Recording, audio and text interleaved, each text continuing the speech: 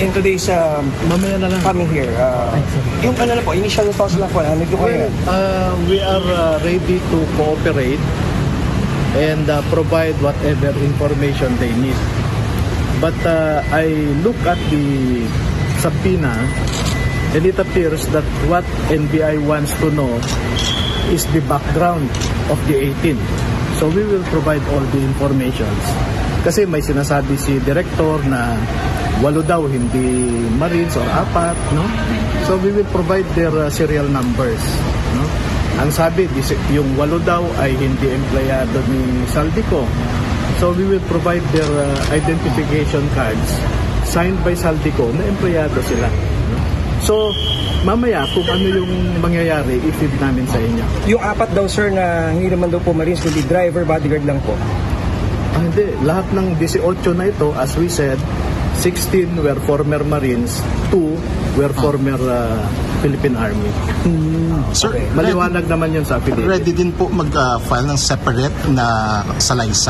Maliwanag po yun, ha? 16 and 2 Army. Hindi ho Marines yung ano, kaya mali yung 18 ex-Marines, ha? So 16 yung Marines at 2 yung Army. Ngayon, may serial number daw po yan, lahat. Hindi ko nga maintindihan kung bakit patuloy na idinideny dito ng mga AFP at actually isang beses lang naman nagbigay ng statement ng AFP noon. Although sabi nga ni Attorney Baligod, nakalagay lang doon is ano parang further investigation pero kinunclude ka agad. Hindi ko alam kung napag-utusan na i-conclude ka agad. Pangalawa, hindi ko alam kung saan nakukuha ni Director yung sinasabi niya. Mas magaling pa siya sa mga dating ex-Marines. Hindi ko alam ha. Ako nagtatanong lang naman. Ay, itong 18 kasi yung sa isang affidavit lang po, parang kine-question yun eh. Alam nyo, kaya nga may tinatawag tayong joint affidavit. Kasi kung may common knowledge, pwedeng pagsamahin. Diba?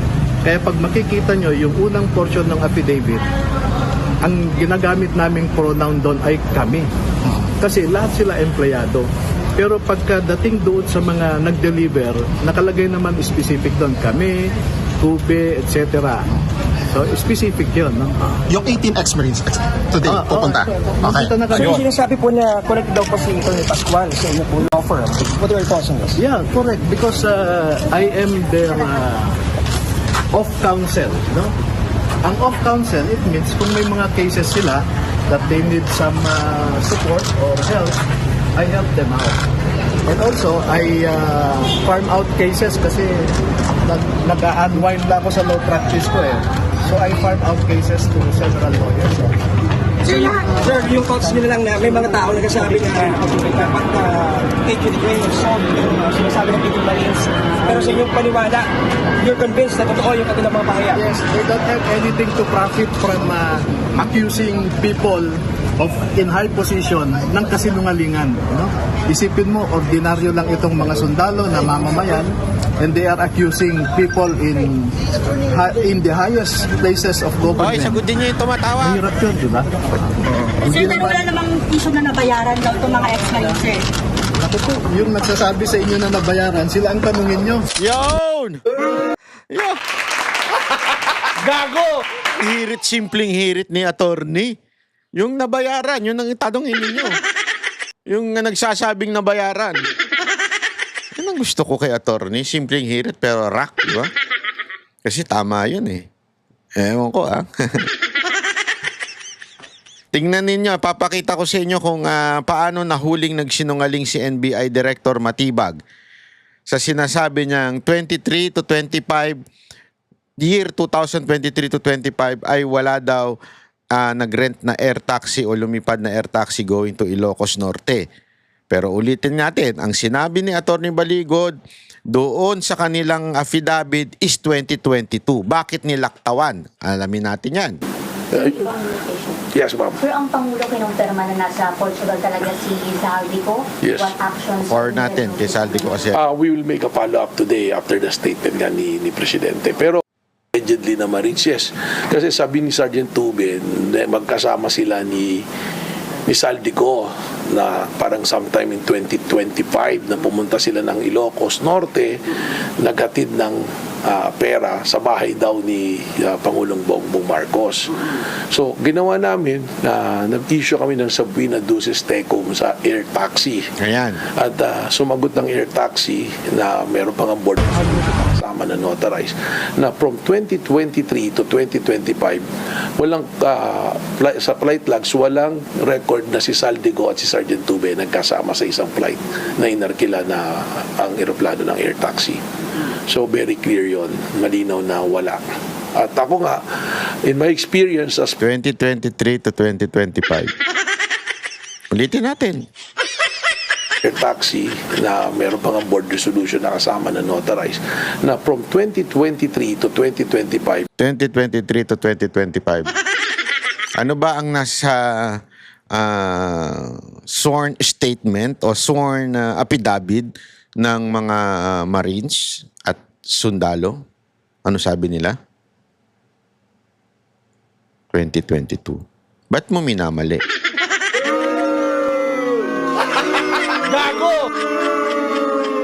walang sa flight logs walang record na si Saldico at si Sergeant Tube nagkasama sa isang flight na inarkila na ang eroplano ng air taxi. So very clear yon, malinaw na wala. At ako nga, in my experience as former general manager ng Manila International Airport, lahat po ng lumilipad doon, kahit chopper lang, meron talagang lag ng pangalan. And there are times also na nakakagamit ako ng pribadong aeroplano o kaya ng chopper. Very strict na inilalag yung mga pasahero po niyan. So hindi po mawawala yan. So, ano po implication ng So, ang implication po, between sa isang nagsasabi ng kwento na gano'n at isang documented, na official na documented ng isang pribadong kumpanya na ang air taxi naman is, pag tinignan nyo magandang reputasyon, medyo parang mas pagdududahan natin yung statement po nung isang nakiklaim na individual. Lalo na wala naman po pinakita na corroborating evidence. Kasi very surprising, ang daming pinapakitang litrato ng mga maleta, pero wala akong nakitang litrato nakasama o tumanggap isa man lang doon sa inakusahan. That is for the judge to decide. It is not your part. Sorry. Bakit to? Kasi what if maglabas sila in the future if they were asked to do so, 'di ba? Malay mo. Hindi ko sinasabing gano'n na. Wala akong sinasabi. Malay mo lang may gano'n na palabas sa kanila yon in the future. Kaya lang kasi sabi ko nga sa inyo, not now. Not now. Darating tayo dyan, sir. Pero sana po, yun lang man pong ating trabaho, ang ating gampanan. Wag naman po sana tayo mag-overboard to the point na para na po tayong husgado. Hindi po tayo husgado, investigador po tayo. National Bureau of Investigation, hindi National Bureau Court. Hindi po ganun. Diba merong RTC, Regional Trial Court. Merong CA, Court of Appeals. Wala akong NBC. O Court of National Bureau, wala din nun. Sana lang po. Ako ginagalang ko ito dahil ito ay dating kaibigan ni PRRD. Pero sir, medyo sablay po ata yung mga sobrang panghuhusga na agad-agad dito sa mga... Akin, ito lang po ang sa akin baka naman pwedeng pakinggan nyo na lang muna. Diba? Pakinggan na lang po muna natin dahil medyo hindi maganda na kayo ay nanghuhusga tulad ni Remulla. Tingnan ninyo nangyari kay Remulla. Gusto nyo mangyari sa inyo yun? Kayo, bahala ho kayo. Diba? Ano yun? Ba nangyari ba, Natbay? Hindi, wala nang naniniwala. Yung kanyang reputasyon, wala na. Para na bang naibenta sa demonyo. Parang ganun. Gusto mo bang maging ganun, attorney, NBI director, di ba? Wag sana. Sayang naman yung iyong pinaghirapang reputasyon for so many years of your life. Yeah? Tapos masisira lang dahil sa politika. Kami ang boses ng masa, hindi natatakot. Katotohanan lang, di kami nalulunod. Walang bahid ng sismis, lahat ay totoo. Kahit sino ka pa, pag mali ka babanatan ka. Walang pinipili kulay, wala kaming kinikilingan. Basta para sa bayan, kami lalaban. Pag tama palapakan, pag mali banatan. Di matitinag, di matatakot, para sa bayan tuloy ang sigaw. Sa harap ng kamera, walang halong takot. Mga baluktot, lahat kayo'y tutumba. Ang hustisya at totoo, yun lang ang mahalaga.